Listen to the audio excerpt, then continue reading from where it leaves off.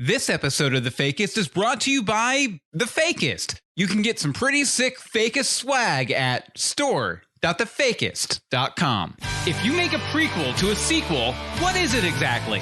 Nobody knows, but we'll speculate about it for 45 minutes. Coming up. I'm Brent Arnold, here to tell you how one Marvel fan is saving herself for Thanos. We'll expose a new millennial trend in just a moment. Plus, Tim Monet is bringing his late-night confessional booth from The Fakist After Dark into the family hour. Cover the kids' ears because we're playing your first-time confessions. Breaking the fake news for real. From KCOM Studios in somewhere west of New York City, this is The Fakist, and it starts now. Good evening. I'm Paul DaFoe. And I'm Leanne Snyder. Paul, are you ready to talk to your daddy? Janitor Jim? What the heck are you waiting for? Calm your grits. The music hasn't even finished playing yet. Jeez. The Fakist Faithful Facebook fan page is going crazy with speculation about this. They're so engaged with each other, they aren't even watching the show. I don't even know Janitor Jim. What do we even talk about? If I learned anything as a Southern beauty queen, it's that the best way to figure out what to say is to start talking. If I post about this over on the Fakist Faithful Facebook fan page, you're gonna get like 5,000 viewers easy. They're going bananas in there. Come on. We need all the viewers we can get. Well, every little bit helps. Let's do a couple stories to give them time to filter into the live stream, and then ratings bonanza, hopefully.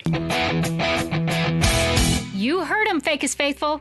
First up, Fakist reporter Brent Arnold talks to a woman stopping young people from trying something before they're ready. Brent? Angelica Goody, a 25-year-old brunette nerd from Houston, Texas, beat out 4,000 other Marvel fans in America's Next Mary Marvel, a recent reality show contest produced by the House Mouse for the Alphabet Network. I love all this fucking variety lingo. And now our new Mary Marvel Marching Society Marvel Master, Angelica Goody! Come up here, Angelica, so we can reveal your secret Marvel-rific prize. The secret Marvel-rific prize? An advanced screening of the IP extravaganza Avengers Endgame, months before it would hit the theaters. A prize that any Marvel junkie should have chipped their chops over. So, what do you think of your Marvel-rific prize, Angelica? Thanks. I hate it.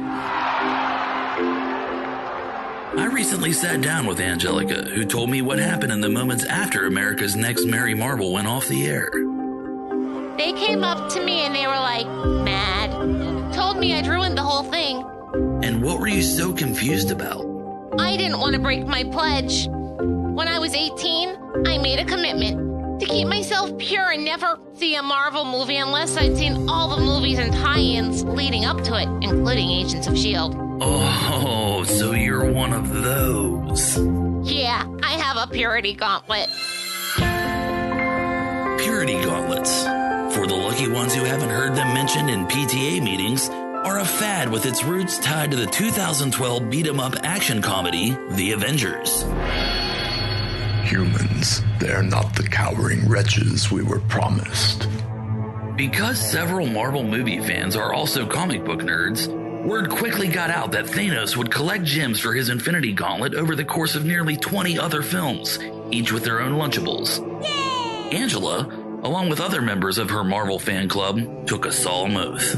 Believing that Thanos waits, I make a commitment to Stan Lee, myself, Kevin Feige, those I date, those I refuse to date, and those I maintain an uneasy friendship with, to only watch the Marvel films and advertisements in release order, to keep myself commercially pure until the day of each film's release. Angelica's pledge not to see Endgame early, and especially not before seeing Captain Marvel, sent shockwaves through Marvel fandom, a suspicious 99.87% of Earth's total population. She's crazy, man. Like, if I could just strap Kevin Feige to a chair and make him tell me his plans up through Phase 11, I'd do it. Wouldn't you? Everybody involved with Captain Marvel says you don't need to see it to appreciate her cameo in Endgame. What the fuck is she waiting for? See that? That attitude? That's just sad. Marvel has a great plan for all of us. Who are we to question Marvel? Who are we to put on our own carnal needs before the wisdom of the Marvel Brain Trust? I feel like Faggy opened the door for me to be on that reality show. I feel like Faggy knew that I could take this on and spread a purity movement to a wider audience of Marvel fans.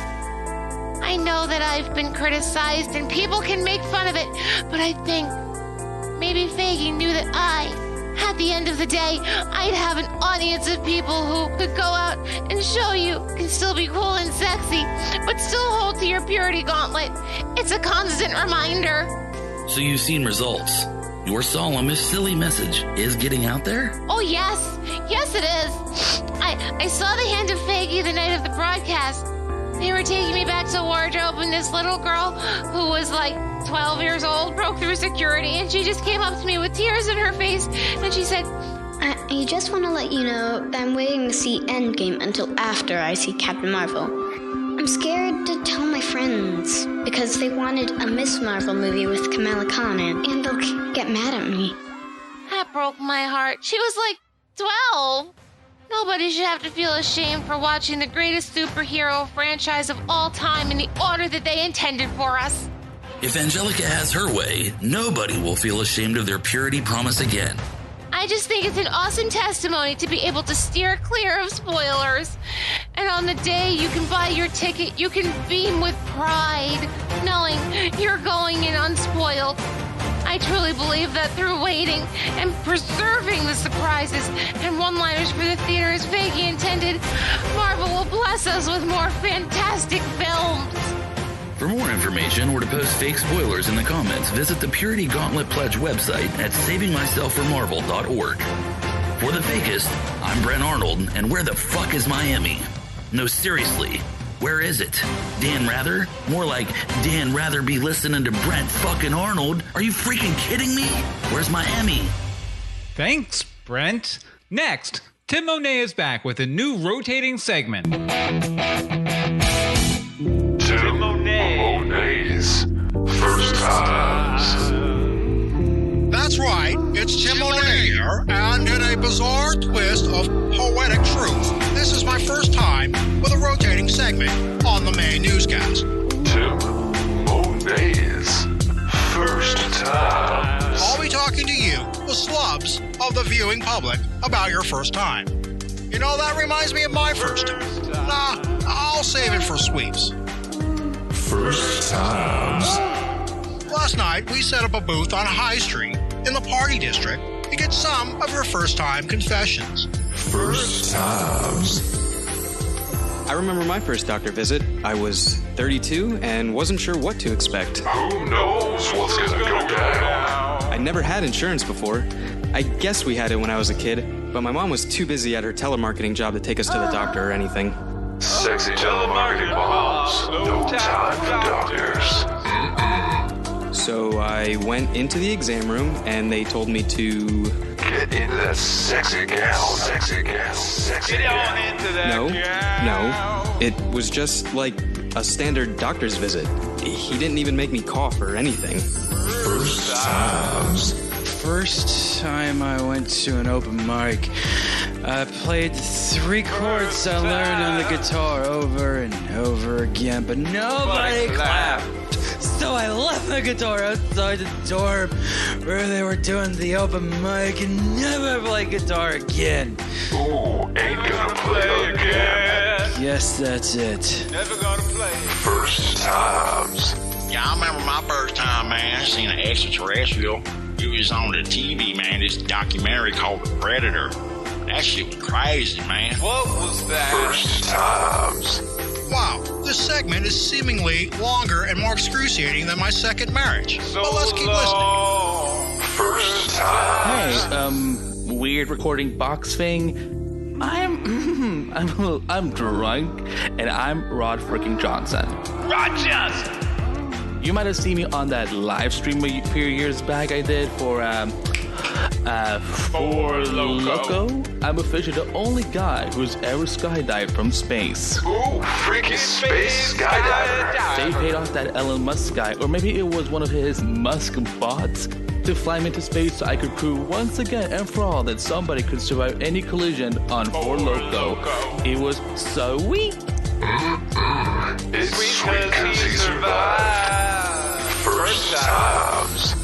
Yeah, I remember my first time. When I grew up, I always grew up very straight. Never did drugs, never did anything bad, never even had sugar or caffeine or anything like that, And then one time, I just decided, hey, why not just have some coffee, Why not? It's not going to hurt you. It's not going to change anything about you. You're going to be the same. It's nothing. You know what? I did, and nothing ever happened, I'm still the same guy. I'm just a normal guy. I'm a man of few words, I just stay in my little place, I'm a happy guy, I spread my happiness around, but I'm not shy. I'm not a thing like that, I like to get out and have things, other than that, all my routines are normal. I sleep like 2 hours a day, but, I get a lot done, it's great. It's wonderful. I'm not addicted or anything like that. I don't have a problem, I can go back to decaf like anytime. It's no big deal. I don't seek it out or anything like that, It's just, it comes and goes. That's just how it is. Do you have any coffee? First times. Once, when I was in college, never knowing the touch of a man, this pizza guy comes up to me and he does it. Man, that is too hot. Too hot. Monet's first time. That's it for this early evening edition of Tim Monet's My First Time.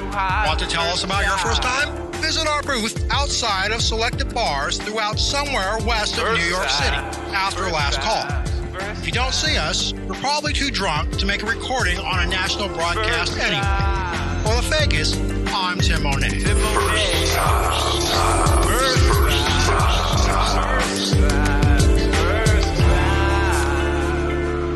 Thanks, Tim. That was pretty groovy. Now, it's time for a flow-disrupting commercial break. Come back in a minute for a Fakist exclusive expose on that red cloud that shut down the city a while back. Remember that thing? Sure you do. We'll be right back.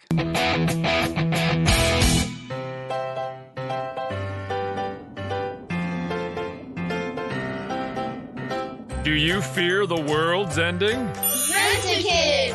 Red gas clouds impending? Rent-A-Kid! Surviving on crumbs? Rent-A-Kid! Our kids bring you guns. Haha! Wait, what? Rent-A-Kid! Hi, I'm Deborah Dawnstar, new owner and CEO of Rent-A-Kid. We all remember the mysterious blood red cloud that trapped us in our homes. The Fakist would have you believe the cloud was contained.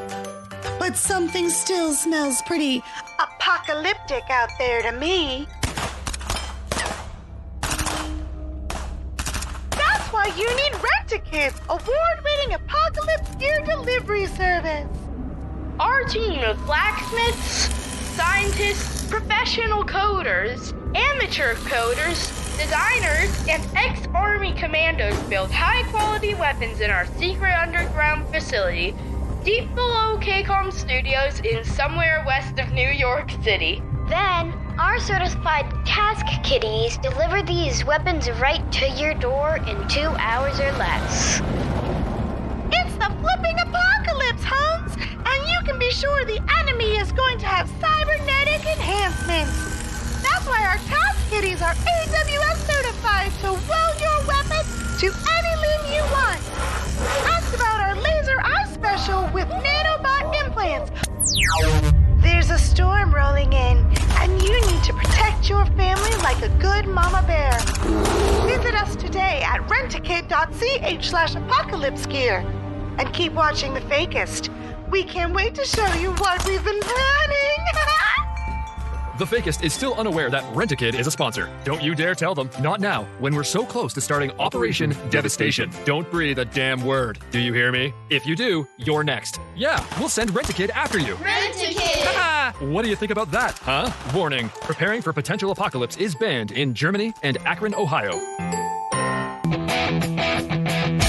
Leanne, I have some exciting news for both you and the Fakist faithful out there. Oh, I love exciting news. It helps my anxiety, at first.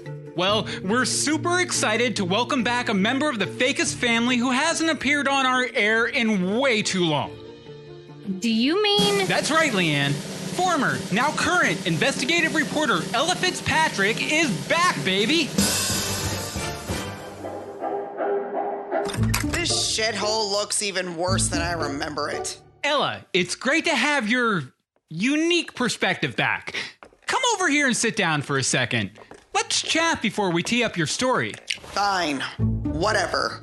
Ella, the last I knew, you were about to go to court on terrorism charges on account of you holding Paul at gunpoint. What happened? Paul sent down some really good lawyers and some really big, threatening-looking guys. Between some legal loopholes, a few well-placed bribes, and a bomb threat or something, the judge realized that I didn't do anything wrong when I shoved a gun up. Well, we're glad to have you back, Ella. Thanks, Paul.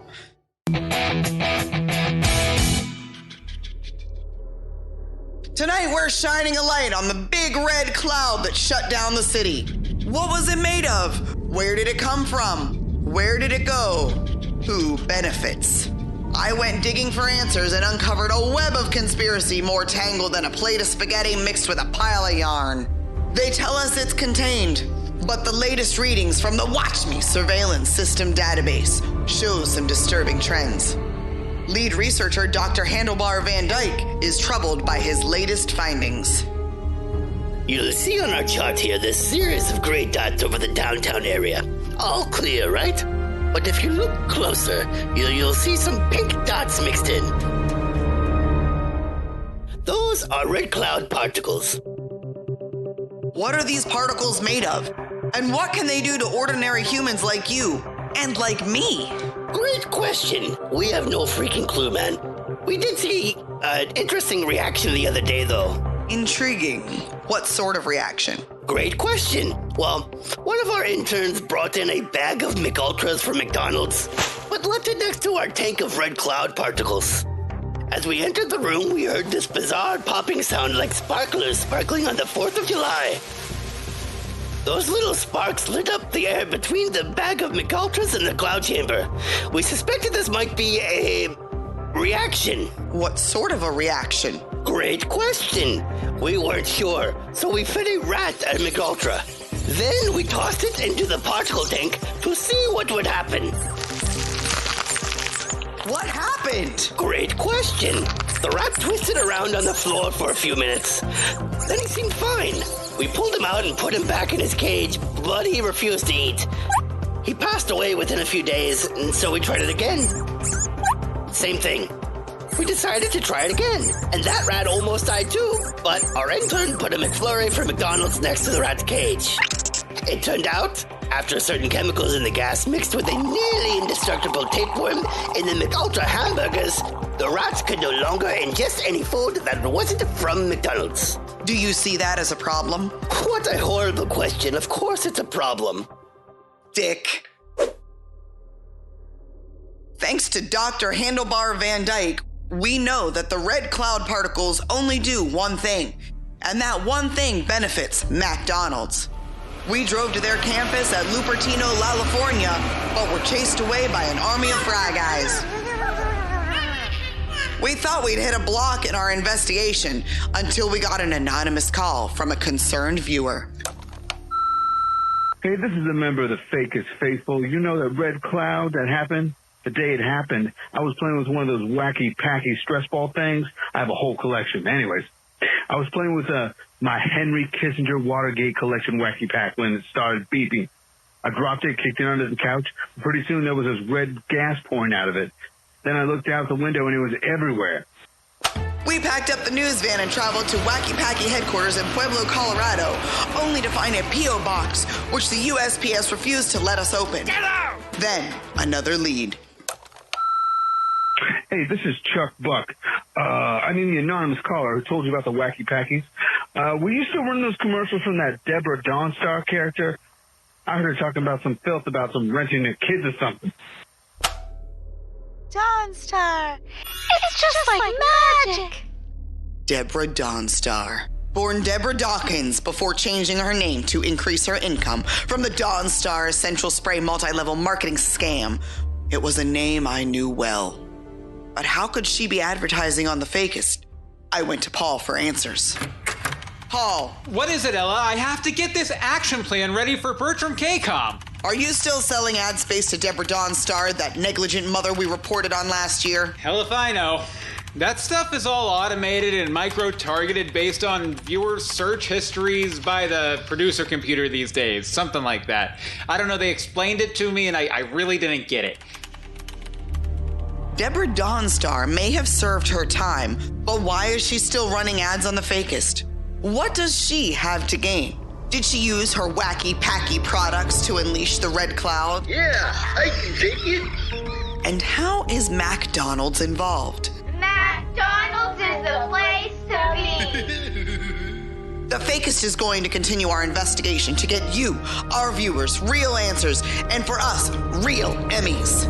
Look for an update to this story soon.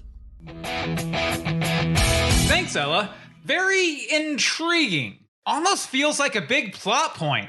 Something to pay attention to. Warning. Undercover deployment in danger.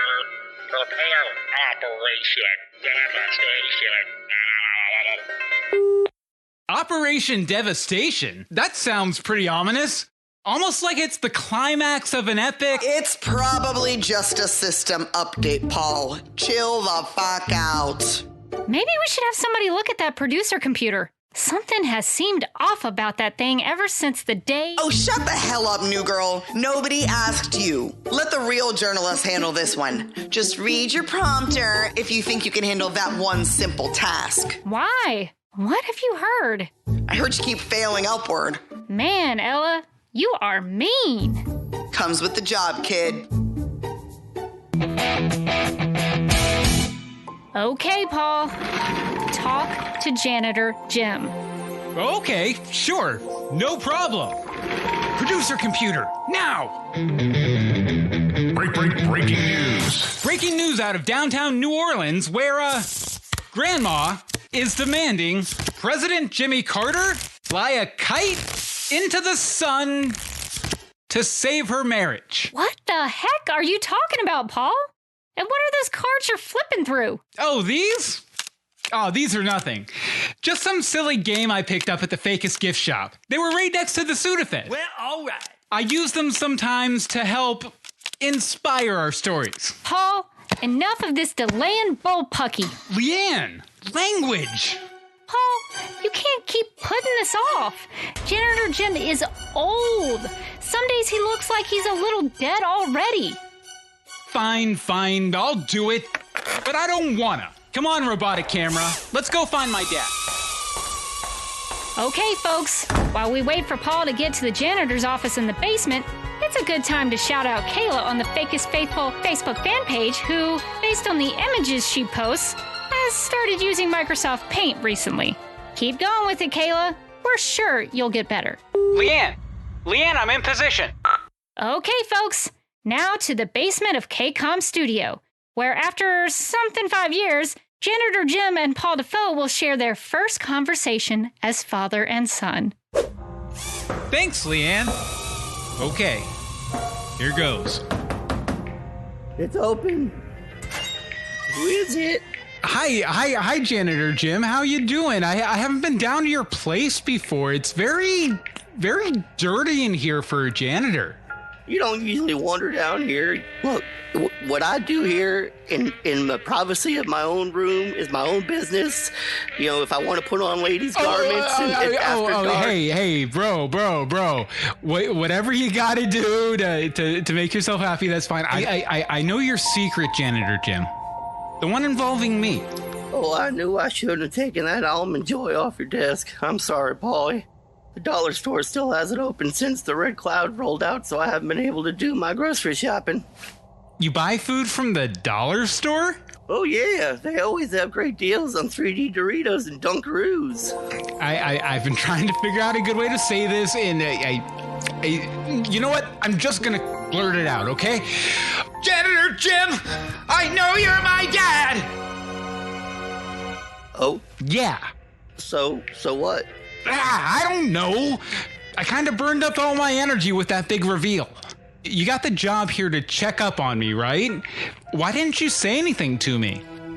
I don't know. I guess I was jealous. I mean, don't get me wrong. I'm committed to being your daddy, but I guess I just didn't want to put that burden on you, you know? Finding out I'd abandoned you.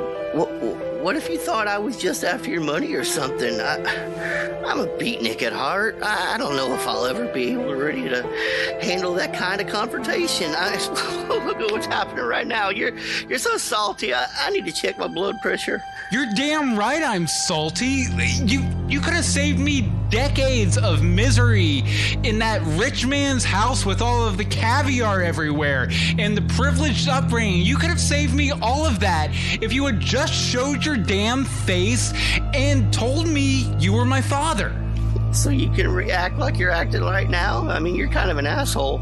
Well, I think in this situation, I kind of deserve to be. Not surprised, being raised by Monty and all. Hell of a guy, but he's a real square. Oh, yeah, he's a total dick. I'll be honest, when I got the news, it was a little shocking at first, but I was actually pretty okay with it because that guy is a jerk. Listen, Dad, I don't care why you left me behind. You're here now, and we have a lot to catch up on. There's not a lot of time left. I mean, look at your beard. It's all gray and everything. But that sounds great, Paulie. I mean, you want to go down to Tijuana and get a couple horrors and catch a donkey show? You know, I did that last week, but absolutely. Unfortunately, I don't think I can take off on an international illegal adventure right now. Oh, sure, I understand. Get your whole fake news empire to take care of and all. What are you doing tomorrow at like 3 a.m.? Because I usually get up then for a couple hours and drink, but we could just go to the airport and I could drink there. The airport always waters down all their alcohol. I keep probably about 4 bottles of liquor in my car at all times too, so we can drink on the way there. We can, mix and match. It'll be fun. Make a grown-up suicide. You really are my son. Oh, Dad. Hey, Jane, Janitor Jim. Please report to Quadrant A7. I repeat, report to Quadrant A7. Here, can you help me with this sawdust? I gotta go clean up some puke in the ladies' room downstairs. No father of mine is going to be scooping puke out of the ladies' room, or the men's room for that matter. The budget is pretty tight this year, but I think I can squeeze a little more out of the rock. Dad, what would you say to a promotion? Maybe a few minions for you to command, How does senior janitorial consultant sound with a 4.7% raise over 3 years? Why, I could afford groceries from the gas station with that kind of money. Well, sure, why not?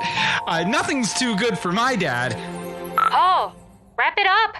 Jeopardy is on soon. If we delay the start again, Alex Trebek is going to come down on us. Hard. You've got it, Leanne. How about a hug before I go? Bring her in. You got it, son. Oh, thanks, Dad. Oh, man. It feels so much better than I ever imagined. Oh, Daddy!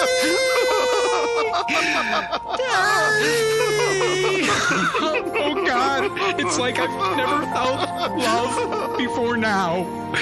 Leanne, why don't you have the producer computer play an ad? This hug might take a second, and I have a $940 a year raise to fund. Aww. Sure, Paul. How sweet! Gonna be down here a minute. It's my daddy. Producer computer, you on it? Of course. I am paying attention to the broadcast at all times. What do you need again? An ad? Yes. Of course I need that. From what you said before, music cue ready. Okay. Come back for more fake news in just a minute, folks. Or just fast forward a minute if you don't really care about the ad.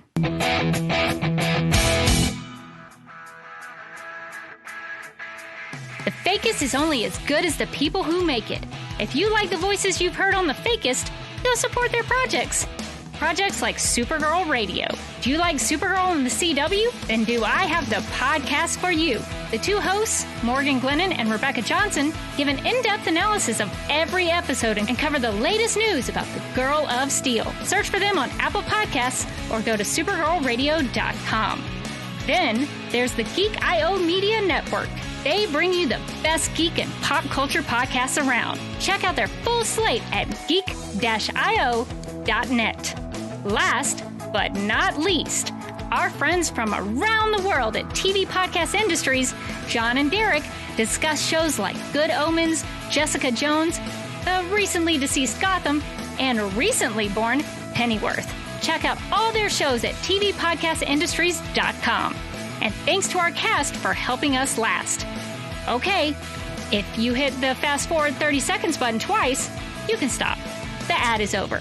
Now, back to the show for one more story. In our last story, a former Nickelodeon star is experiencing a familial first, one making her feel less welcome in her community. For more, we turn to Grace Huber-Stafford. Grace? Welcome to Wild and Crazy Kids, the show that goes anywhere and does anything to find kids having fun. With your hosts, Annette Gaines, Omar Jeffcoat, and Donnie Gooding.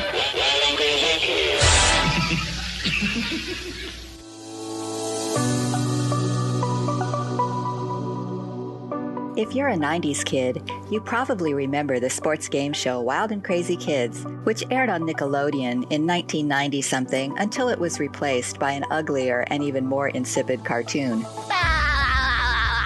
When the Wild and Crazy Kids producers were all fired by Nickelodeon when they couldn't find kids having fun anymore, what with the wars, the housing crisis, and dubstep, child star Annette Gaines faded into obscurity. But unlike some actors, she wasn't sent up Snick Creek without a paddle. She explains why in this clip from the 1994 Nickelodeon Big Help-a-thon.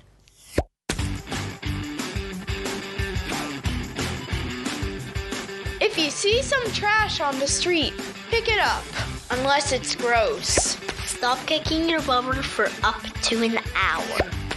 The Big Help is about kids getting together to make a big difference. Wild and Crazy Kids host Annette Gaines is even working with a grown-up to help the planet and Nickelodeon. Hi, Big Helpers. I'm here today with my dad, Tom Gaines, to show you how he's helping Nickelodeon save the planet. Dad, what's that you're holding? Oh, you know, Annie. This is my, no biodegradable slime. When Nickelodeon replaces their current slime product with this, they'll reduce their environmental impact by up to 90%. Gosh, Dad, what's in the slime they use now? It's literal toxic waste, dear. Remember how I told you it causes memory loss? No, I guess you wouldn't, would you? Stick around for more of the Big Help-a-thon right after this ad for McDonald's new double-sized Happy Meals with twice the box and twice the fun.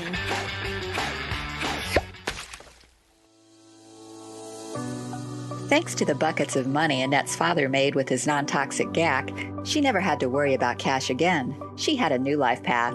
That of Hollywood socialite, rubbing elbows with stars like Lori Loughlin and Felicity Huffman, which is exactly what ripped the kimono off her twisted little existence this week.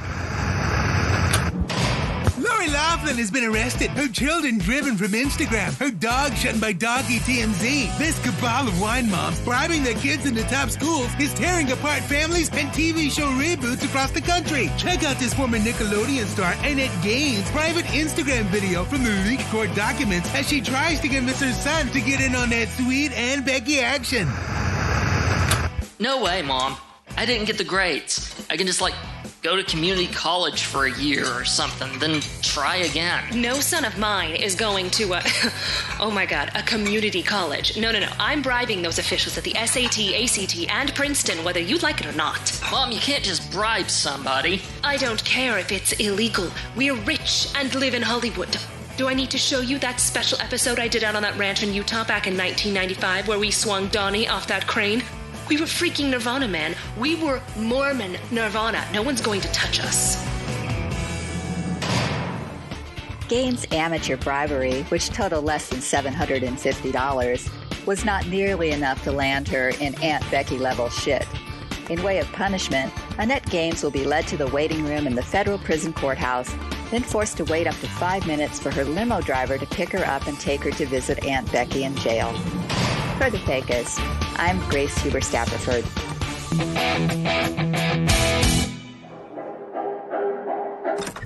Shoot! Did I make it?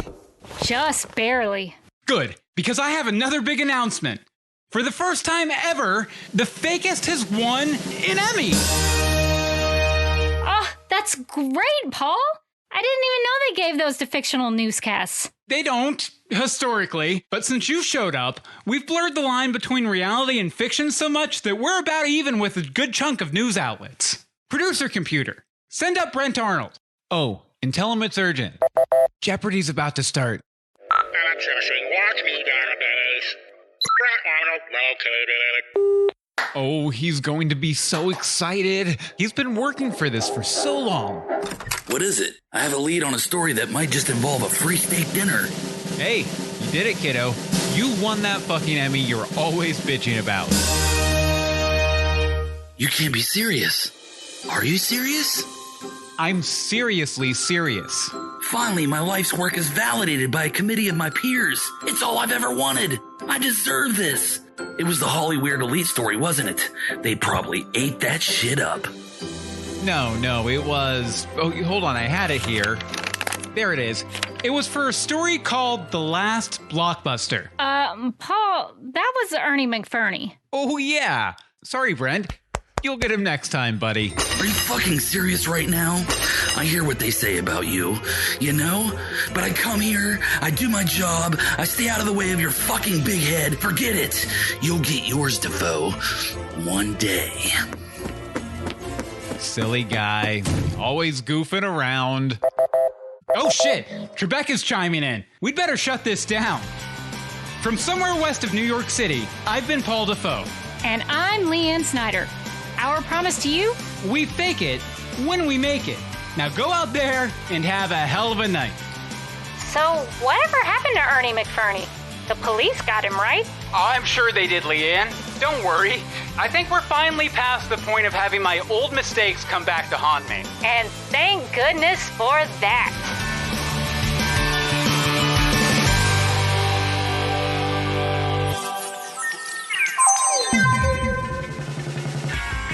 Oh, the irony of it! The horror! The flaming end of the Fakist himself. Elsewhere, in the dark alleyways of somewhere west of New York City, the sharks begin to circle. First, McDonald's reporter Grim Ace gets orders from on high.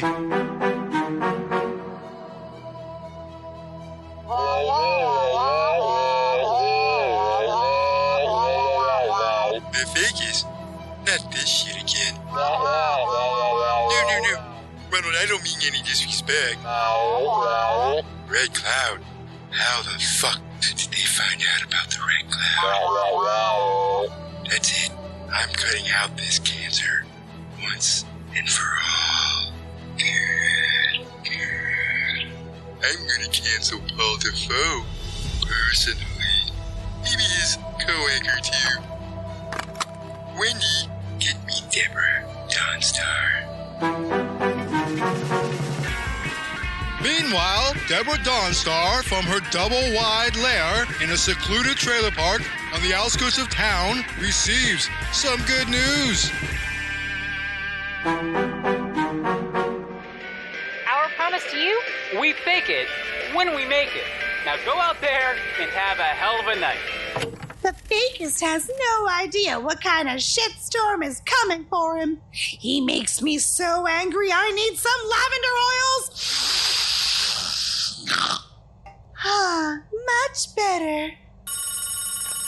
Hello? Deborah Dawnstar Industries. Not to be confused with Dawnstar Essential Spray. Guess what time it is? Really? You're sure? Oh, indubitably. Commence Operation Devastation. Hey, Eyebot, how How long will it take to activate my secret network of brainwashed entrepreneurs, the Dawn Star Shooting Stars? Estimated subjects, 73,000 humans. Estimated activation time, 336 hours. Shall I proceed? Proceed, AI bot, and let me know if that asshole Paul DaFoe finds out what we're up to. You don't have anything to worry about. He's dumb, even for a human. Also, meanwhile, Ernie McFerney, the shaken son of former Fakist reporter Bernie McFerney, now deceased, plots his own revenge. It was for a story called The Last Blockbuster. Paul, that was Ernie McFerney. Oh, yeah. Sorry, Brent. You'll get him next time, buddy. An Emmy? They got an Emmy for my blockbuster story? A McFerney finally gets an Emmy and it goes to the Fakist? Oh, this is the last straw, Paul DaFoe. I don't care what kind of fancy security system you have in that gleaming tower. I'm going to find my way into the studio and I'm going to stop you once and for all. For Dad and for my Emmy, which really is an honor to receive. And in case you forgot her, Jenny Neighborhood, whose father Dustin Neighborhood was killed by one of Birdman's stands, famed Crashes, is hatching her own plans. Come on! We need all the viewers we can get! Well, every little bit helps. Boo-hoo! So the Fakist is in trouble. Where? Poor you!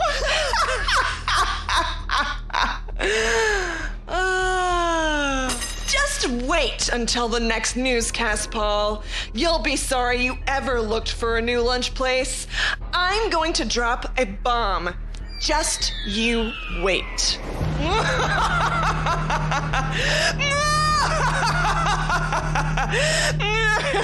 Yes. Can Paul survive all-out war with people he's been screwing over since the first episode? Will Leanne be able to stop the threat lingering inside KCOM Studios? Will McDonald's exact their delectable revenge? What sort of gas station groceries will Janitor Jim buy with his extra $18 a week?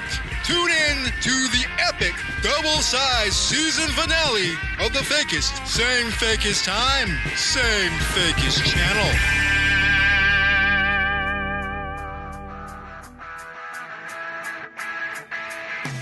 Like the show? Go leave a review on Apple Podcast, Google Podcast, Stitcher, or just scribble it all over your bedroom wall. Follow us on Twitter, Facebook, or Instagram by following The Fakist News. That's Fakist with an I. And support the show by buying a bunch of crap at store.thefakist.com. See you next time.